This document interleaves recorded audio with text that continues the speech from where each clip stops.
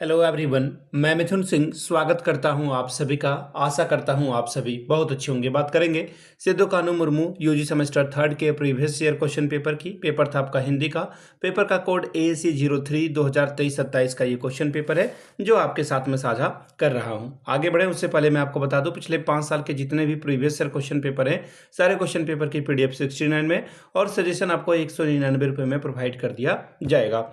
यहाँ से मेरी email ID आप देख लें yourmithunSingh@gmail.com पे आप मुझे मेल कर सकते हैं। इंस्टा पे अगर आप डू फॉलो मी @iMithunSingh। बाकी आप मुझे व्हाट्सअप कर सकते हैं 7979054474 पे। तो चलिए ऐसी हिंदी के क्वेश्चन पेपर को हम लोग देखेंगे कि किस तरह का सवाल यहाँ पर पूछा गया था। ये रहा आपका पेपर, यहाँ से आप पेपर को देख पाएंगे। वेट अ मोमेंट, ये रहा आपका पेपर। यूजी सेमेस्टर थर्ड 2024 में नहीं बल्कि इसकी परीक्षा 2025 में दिसंबर वाले मंथ में कंप्लीट तो जनवरी में हुआ था। एसी हिंदी का ये पेपर है। 1.5 घंटे का वक्त मिला था। फुल मार्क्स था 50 में अगर आप 20 लाते हो तो आपका काम बन जाएगा। ध्यान दीजिएगा, प्रत्येक सवाल एक एक अंकों का रहने वाला है। पहला है, पल्लवन का शाब्दिक अर्थ क्या होता है। पहला सवाल ये पूछा गया है कि पल्लवन का भाई शाब्दिक अर्थ बताएं। तो देखिए, पल्लवन का सीधा मतलब होता है विस्तार करना, यानी कि ऑप्शन नंबर आपका जो सेकंड है वो सही है। एक अच्छे संक्षेपण की विशेषता नहीं है संक्षिप्तता। बिल्कुल संक्षेप आप यही करोगे ना कि पूरे बड़े कहानी को छोटे से जो है 2-4 वाक्यों में लिखकर आप कंप्लीट करते हो। पूर्णता, बिल्कुल। भाषा की सरलता, अनावश्यक विस्तार आपको नहीं करना है, यानी कि ऑप्शन चौथा आपका सही हो जाएगा। अगला है, सही वाक्य को शुद्ध वाक्य को पहचाने। शुद्ध वाक्य को पहचाने कि कौन जो है शुद्ध यहाँ पर लिखा हुआ है। मुझे तुमसे बात नहीं करनी, ये जो है सबसे शुद्ध है। ठीक है, बात नहीं करनी ऑप्शन चौथा आपका सही होगा। आ और औ के बीच के ध्वनि का जो है वर्ण क्या होगा, ये सवाल पूछा गया। तो देखिए, इसका जो आंसर है वो तीसरा वाला करेक्ट हो जाएगा। अग्नि परीक्षा देने का क्या मतलब होता है भाई, यानी कि आपको जो है सीता को अग्नि परीक्षा देनी पड़ी। ठीक है, इसका मतलब क्या होता है कि आग में कूद जाना बिल्कुल गलत बात है। कठिन परिस्थिति में पड़ना, बहुत परिश्रम करना गलत होगा। धैर्य दिखाना नहीं, बल्कि कठिन परिस्थिति में पड़ जाना, ऐसे सिचुएशन में पड़ना जहां पे आपको जो है बहुत मुश्किलों का सामना करना पड़े। शुद्ध शब्द कौन सा है, यहाँ पे देखिए क्वेश्चन नंबर 6 में तो जो पुनर्जन्म है ये आपका सही है। बाकी सारी जो है बातें यहाँ पर गलत लिखी हुई है। ठीक है, चलिए अगला शब्द क्या है। गठरिया शब्द में किस प्रत्यय का प्रयोग हुआ है। तो देखिए, गठरिया या आपको दिखता हुआ दिखेगा, यानी कि ऑप्शन नंबर आपका 2 सही होगा। वह सोमवार को आएगी, वाक्य का कारक क्या है। सोमवार को ध्यान देना, को की बात हो रही है तो इसका आंसर हो जाएगा अधिकरण। समय की बात हो रही है यहाँ पर, तो यहाँ पर हो जाएगा अधिकरण। अगला सवाल है क्वेश्चन नंबर 9, निर्जीव शब्द किस उपसर्ग का प्रयोग करता है। तो निर्जीव निर का करता है, यानी कि ऑप्शन नंबर आपका पहला सही होगा। अगला सवाल, आगे नाथ ना पीछे पगहा का क्या अर्थ है। आगे नाथ ना पीछे पगहा का मतलब ये होता है कि जहां पर आप स्वतंत्र रूप से जो है आगे काम कर रहे हो, बंधन रहित आप काम कर रहे हो, यानी कि आंसर आपका तीसरा सही होगा। हिंदी वर्णमाला में व्यंजनों की संख्या कुल कितनी है। तो देखिए, इसका आंसर सीधा सीधा है 33। अगला सवाल, विचारात्मक संक्षेपण में किसे संक्षिप्त किया जाता है। तो देखिए, इसमें जो है आप क्या करते हो, लेखक के विचार को और उसके दृष्टिकोण को कम करने की कोशिश करते हो। आंसर आपका तीसरा सही होगा। किसी वाक्य के गर्भ में छिपे भाव को पूरी तरह से व्यक्त करने की प्रक्रिया क्या कहलाती है। तो देखिए, यह जो है पल्लवन का मतलब होता है विस्तार करना। विस्तार से आप चीजों को बताते हो, तो आंसर आपका जो है वो सही होगा, पल्लवन सही हो जाएगा। लाल पीला होने का क्या अर्थ है। लाल पीला होने का मतलब होता है क्रोधित होना ना, एंगर में आप हो। आंसर आपका सेकंड होगा। आसमान पर चढ़ाना मतलब किसी को जो है बहुत ज़्यादा आप क्या कर रहे हो, लाड़ प्यार कर रहे हो। इकलौते बच्चे के साथ ये होता है, जब बच्चा एक हो तो उसे बहुत ज़्यादा आसमान पर जो है चढ़ा दिया जाता है, उसकी बहुत प्रशंसा करना। आंसर आपका जो है चौथा सही हो जाएगा। बहुत घमंड करना नहीं होगा, कठिन काम के लिए उसकाना भी नहीं होगा, बहुत हल्ला करना भी नहीं होगा। अगला सवाल, गेरुआ शब्द किस प्रत्यय का प्रयोग हुआ है। गेरुआ शब्द में जो है आपको किस प्रत्यय का प्रयोग होता हुआ दिखेगा। तो आंसर आपका हो जाएगा हुआ, यानी कि ऑप्शन नंबर आपका जो है पहला वाला सही है। अगला सवाल, हेमा को घर जाना है, वाक्य में कौन सा कारक है।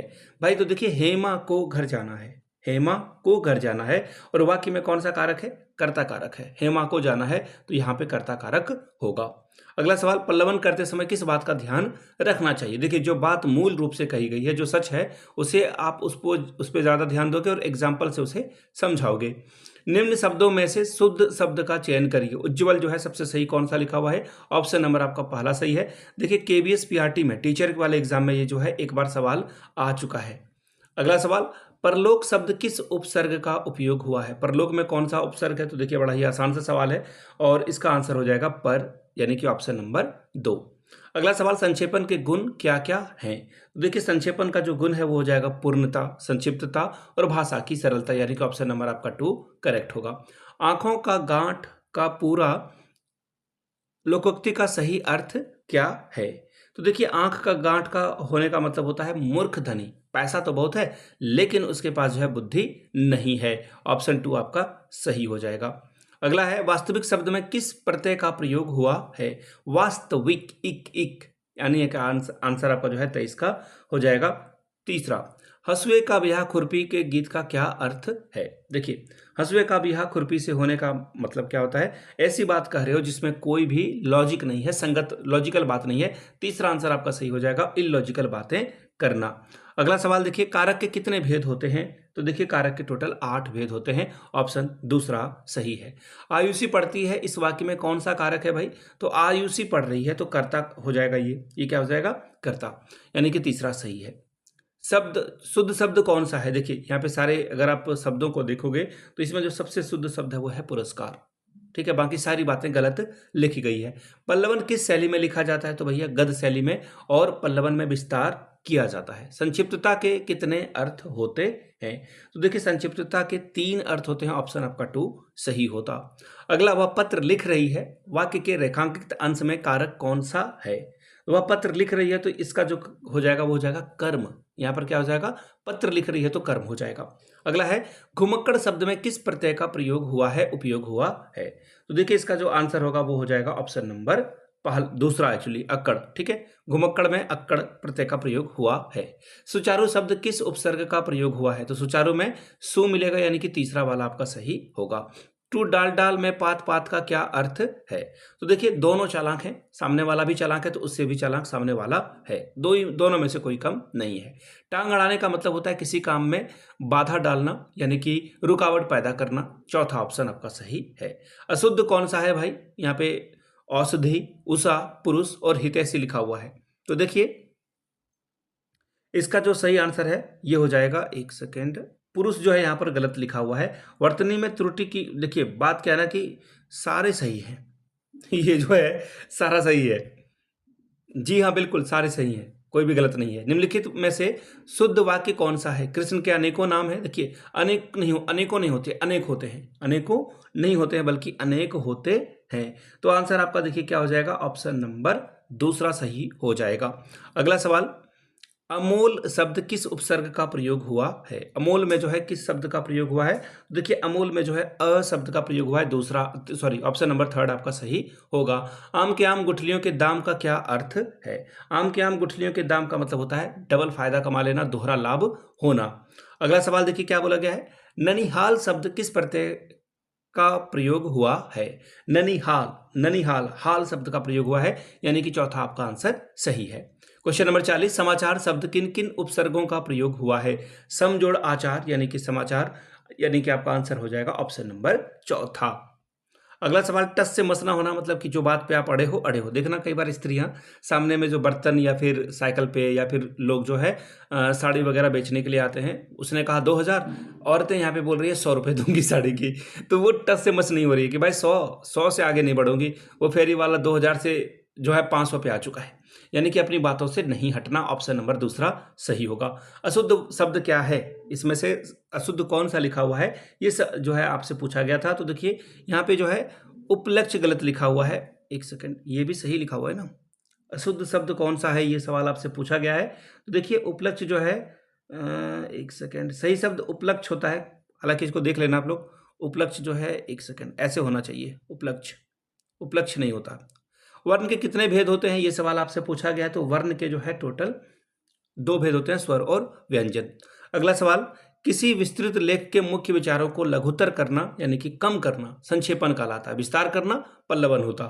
अगला सवाल, इनमें से कौन सा शुद्ध वाक्य है? इनमें से शुद्ध वाक्य कौन सा है? तो देखिए इसका आंसर हो जाएगा, उसका ससुराल जयपुर में है, बिल्कुल सही है। रास्ते को चौड़ी करना नहीं, चौड़ा करना होता है। ठीक है। भाषा की सबसे छोटी इकाई क्या है? तो भाषा की सबसे छोटी इकाई वर्ण है। ऑप्शन 1 आपका सही होगा। चलिए अगला सवाल क्या बोला गया है? स्वरों की कितनी संख्या है? तो स्वरों की जो है टोटल संख्या 11 है। ऑप्शन नंबर दूसरा आपका सही है। महात्मा गांधी का देश सदा आभारी रहेगा, इस वाक्य में किस प्रकार की अशुद्धि है? तो महात्मा गांधी जो है देश का आभारी रहेगा, इस वाक्य में जो है क्या होना चाहिए? पदक्रम संबंधी समस्या है, यानी कि ऑप्शन नंबर आपका तीसरा सही होगा। पल्लवन में किसका विस्तार किया जाता है? तो देखिए पल्लवन में एक्चुअली विस्तार हम लोग करते हैं किसी सूत्रवाक्य का, उक्ति का, यानी कि ऑप्शन नंबर आपका 2 सही होगा। 50वां सवाल, निम्नलिखित में से कौन सा अशुद्ध वाक्य है? वह कौन को बुला रहा है? वह किसे बुला रहा है? उसने किसे बुला रहा था? सारे ऑप्शन गलत हैं। ऑप्शन नंबर आपका 2 सही है। तो ये था आपका सिद्धू कानू मुर्मू 23-27 का पेपर, जो कि 2025 में एग्जाम आपका हुआ था। अगर आपको पिछले 5 साल का PYQ चाहिए तो आपको ये 69 में, और सजेशन आपको 199 रुपये में प्रोवाइड कर दिया जाएगा, जिसमें PYQ फ्री ऑफ कॉस्ट आ जाएगा। यहाँ से मेरी ईमेल आईडी आप देख लें, yourmithunsingh@gmail.com पे आप मुझे मेल कर सकते हैं। इंस्टा पे अगर आप हो डू फॉलो मी @imithunsingh।